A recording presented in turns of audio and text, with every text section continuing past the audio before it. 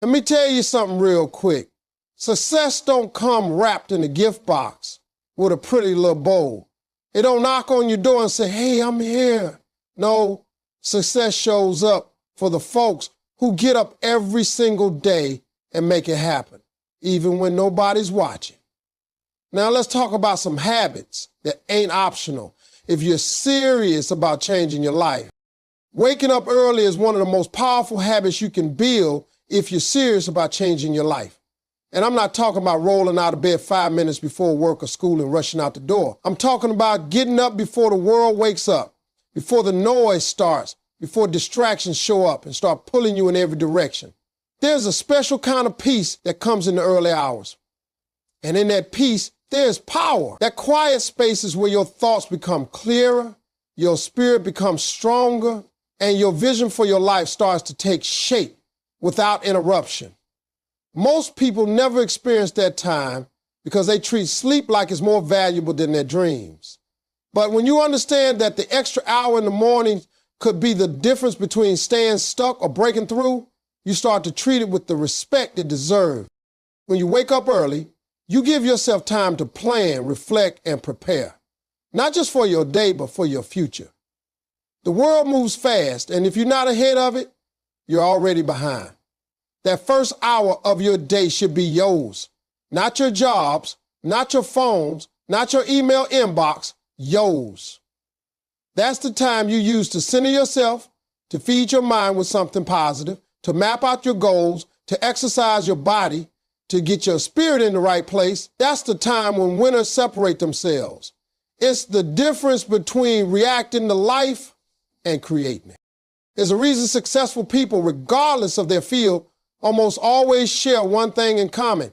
They start their days before everybody else. Because in that early hour, there's no noise, no comparison, no chaos, just you, your thoughts, your faith, and your hustle. That's when the real work gets done. That's when habits get built and mindsets get sharpened. Most people think they don't have time to build a new life, but the truth is they just haven't taken control of their morning. You can't say you want more out of life, but keep hitting the snooze button on your purpose. You can't claim to have big dreams, but keep waking up too late to work on it. You got to show the universe that you're serious, and that starts with the alarm clock. Now, I get it. Waking up early ain't easy at first. Your bed is warm, your body is tired, your mind starts negotiating with you the moment that alarm goes off. But that's the exact moment when discipline kicks in. That's when you separate your feelings from your future. That's when you decide that how you feel right now is not more important than who you want to become. Every time you choose to rise early, you're sending a message to yourself and to the world that you're not playing games with your potential. You're showing up on purpose. You're taking your shot at life seriously. And let's be real, some of the most valuable ideas, breakthroughs, and inspirations come to you when the world is still quiet. You'll be surprised what kind of clarity and creativity flows when your mind isn't clouded by notifications and outside opinions. You start thinking differently. You start believing differently. You start moving differently. The early morning becomes a ritual that rewires your entire mindset. And it's not just about productivity, it's about identity. Because when you consistently wake up early, you start to see yourself as someone who leads, not follows. Someone who gets ahead, not someone who plays catch up. Someone who takes ownership of their time and their future.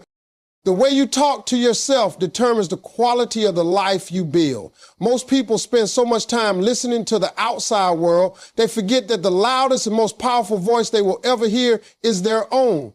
That voice in your head, the one that narrates your thoughts, that either lifts you up or tears you down. That voice controls more of your future than luck, talent, or even opportunity.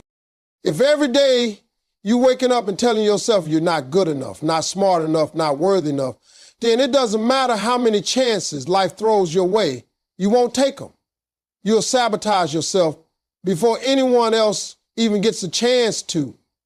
The problem is not always the world around you, it's the conversation happening inside of you. And if you don't get that conversation right, nothing else will work. You've got to speak life into yourself. Speak strength into your situation. You've got to become your own hype man, your own coach, your own source of motivation, especially in the seasons when nobody else is clapping for you. There are going to be days when it feels like you're walking through storms with no umbrella. When life hits you hard and you start doubting your own value, that's when your self-talk matters the most. You got to look yourself in the mirror and say, I've got this. I may not be where I want to be, but I'm not where I used to be. I'm still growing, still learning, pushing. That's how you build mental resilience. That's how you stop being a victim of your own thoughts. Too many people are living their lives based on labels somebody else put on them. Maybe a teacher told you you wouldn't make it. Maybe a parent said you weren't enough. Maybe you were surrounded by people who only knew how to criticize but never how to encourage. And maybe you've been carrying those words around for years, repeating them to yourself every time something gets hard. But the moment you realize that you have the power to rewrite that script, that's the moment your life begins to change. You are not what they said about you. You are what you say about you. And the words you choose every single day are either building your future or breaking it down. Talking to yourself with love, patience, and belief is not being soft. It's being smart. It's being intentional. It's taking control of your inner world so that the outer world can follow. Because the truth is, your mind believes what you tell it most often. You tell it you're broke, you're stuck, you're not capable, it'll start to make that your reality. But you tell it you powerful, resourceful, creative, you'll start to act like it. You'll start to carry yourself differently. You'll start to pursue things you used to be scared of. That internal dialogue becomes the foundation of your confidence. And confidence is not built by chance, it's built by repetition. You say the right things long enough, loud enough, and consistently enough, and eventually, even your doubts will get tired of arguing with you. That's how transformation starts. Not with the world changing, but with you changing the way you speak to yourself in it. Being consistent is one of the hardest habits to build, but it's also the one that separates the people who dream from the people who achieve. You can have all the talent in the world, all the right ideas, all the motivation in your heart, but if you don't show up every single day and do the work, none of it matters. Consistency is about doing what needs to be done long after the excitement has faded. It's about keeping the promise you made to yourself when you are motivated, even on the days when you feel tired, discouraged, or overlooked. Most people quit, not because they didn't have the skill, but because they didn't have the stamina to keep going when things stopped being easy. They let the lack of results kill their effort, not realizing that consistency is what creates those results in the first place.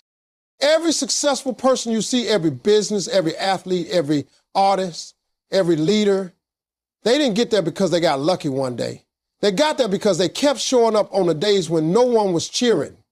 They practiced when no one was watching. They improved when no one was clapping. They got up even when the bed felt more comfortable than their goals. They kept writing, creating, training, planning, learning, building.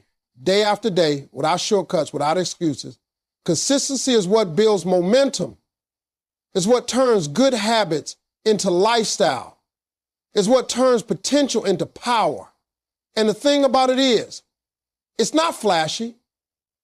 It's not dramatic. It's not the highlight reel you see on social media. It's the unglamorous grind behind the scenes, but that grind is where greatness lives. Most people want change, but they don't want the discipline that comes with it. They start strong for a week, maybe a month, then life gets busy or hard and they stop. But the ones who win are the ones who stay committed long after their feelings change. Consistency doesn't mean being perfect. It means being faithful to the process. It means doing it messy if you have to, doing it tired, doing it when no one is congratulating you. It means trusting that small steps taken every day are more powerful than big moves made once in a while. You don't build a strong body by working out once a month.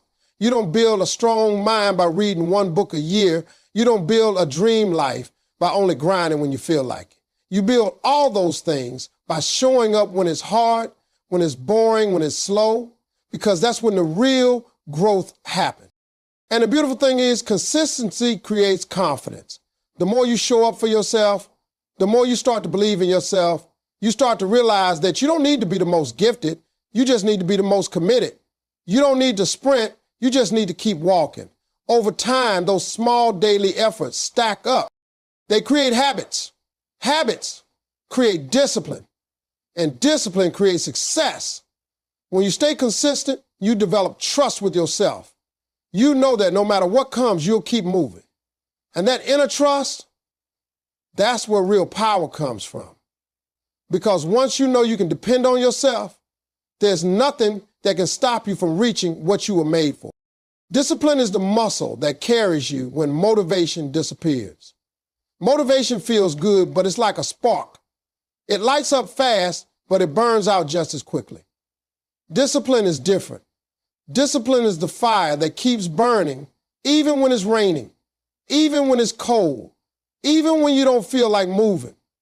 It's the quiet force that tells you to keep going when your body is tired, when your heart is frustrated, when your mind is full of doubt. Discipline is what separates the people who talk about success from the ones who actually taste it. Everybody wants the rewards, but not everybody wants the routine. Everybody wants the stage, but not everybody wants the sacrifice. That's the line discipline draws. And only the committed cross it. When you're disciplined, you do what needs to be done whether you feel like it or not. You don't wait for the perfect mood, the perfect day, or the perfect situation. You understand that results don't care about your emotions. Discipline makes you get up early when you'd rather sleep in. It makes you keep studying when your friends are out. It keeps your mouth shut when you want to argue. It keeps you moving forward when it would be easy to turn around. Discipline doesn't ask how you feel. It tells you what needs to be done and expects you to do it. That kind of structure may sound harsh to some people, but it's actually freedom. It's the freedom to grow, to succeed, to build something meaningful, because you're no longer a slave to your mood or your environment. The truth is, most people are capable of more. They just haven't trained their discipline. They quit when it gets hard. They stop when it gets boring. But those who understand the value of discipline know that greatness is forged in repetition. It's not glamorous. It's not exciting. It's just doing the right thing over and over again until it becomes who you are. That's what separates amateurs from professionals, talkers from doers, wishers from winners. And the best part, discipline can be built. You don't have to be born with it. You just have to decide that your future matters more than your comfort. You have to want the reward more than the excuse. You have to be willing to tell yourself no when the easy path shows up. Discipline also builds character. It teaches you patience. It teaches you respect for the process. It teaches you that short-term sacrifice is the price you pay for long-term success. You may miss out on a few parties. You may miss some sleep. You may have to cut off distractions and say no to things that used to bring you comfort. But what you gain in exchange, clarity, confidence, direction, purpose, is worth every bit of it. Discipline builds the kind of mindset that doesn't fold under pressure. It builds habits that hold strong when motivation runs dry. And most importantly, it builds trust with yourself. Because when you're disciplined, you know you'll show up for you. You know you won't let laziness steal your dream. You know that when it's time to deliver, you'll be ready because you trained for it, you sacrificed for it, and you kept showing up, even when it was the last thing you wanted to do. Gratitude is one of the most underrated habits when it comes to building a successful life. People often chase success thinking it's all about grinding, hustling, and staying busy.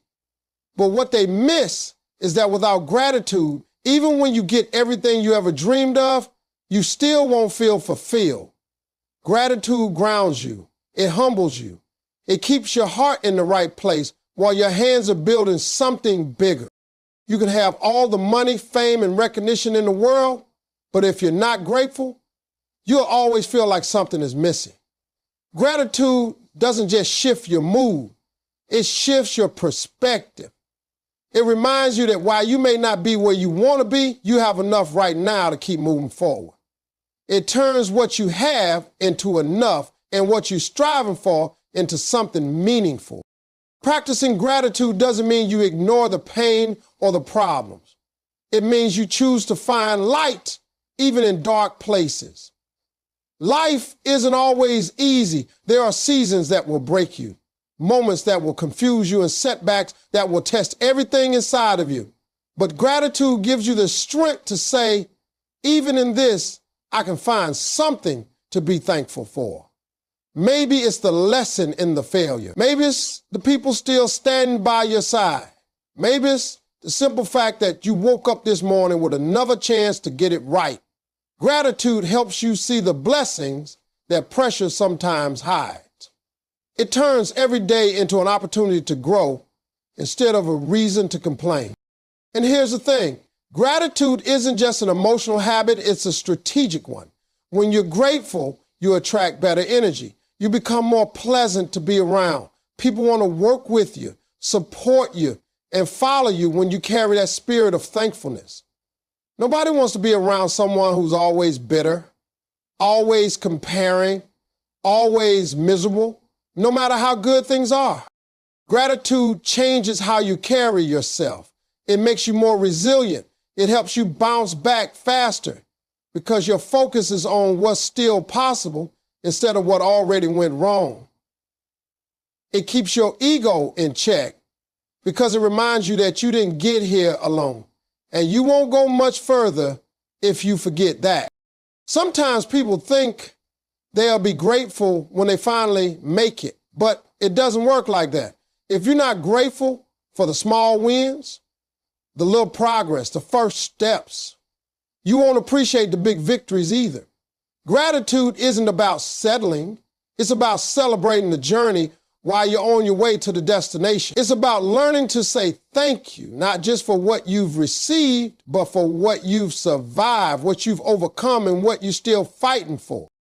It keeps your spirit light in a world that wants to weigh you down. It turns your focus away from what's missing and puts it on what's already working.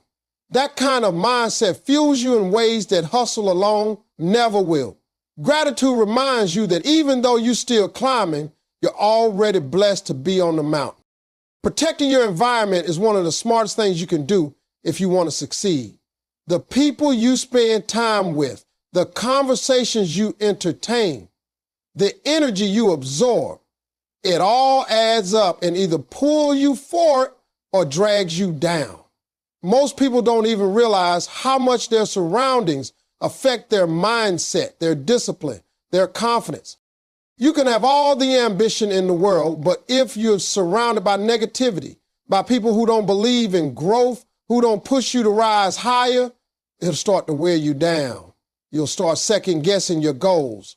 You'll start shrinking your vision to fit into their comfort zone. That's why you have to be intentional about who and what you allow into your space. You don't have to hate anyone to outgrow them. Sometimes love means loving from a distance. Sometimes protecting your peace means walking away from conversations that drain you, from habits that slow you down, and from people who can't see the future you're building. There's nothing wrong with outgrowing the crowd you once fit in with. The growth demands that you leave behind what no longer serves your purpose. If you want to elevate, you have to separate from gossip, from complaining, from constant distractions. You have to clear space for clarity, focus, and creativity. You have to treat your environment like sacred ground because it is the soil. When you surround yourself with people who are going nowhere, don't be surprised when you start to feel stuck too. Energy is contagious. Attitudes rub off. If all you ever hear is, that's too hard, that'll never work, why try? Then you start to think small, play safe, and settle. But when you're around people who are striving, building, learning, evolving, it changes everything. You start to rise just by being in the presence of that mindset. That's why choosing your circle wisely isn't just a personal decision, it's a success strategy. You need people who challenge you, who hold you accountable, who won't let you give up when it gets tough. You need people who speak life into you when you forget your own strength. And it's not just about people, it's about what you consume too. The books you read, the shows you watch, the content you scroll through. You can't fill your mind with noise all day and expect to have clarity. You can't listen to negativity all the time and expect to have a positive outlook. Your mind is your most valuable real estate. What you allow in will eventually show up in how you think, how you speak, and how you act. So choose wisely. Create an environment that feeds your vision, not your fears. One that nurtures your goals instead of distracting you from them. Build a space that reminds you every single day that you're on a mission and that anything not aligned with that mission doesn't belong in your world.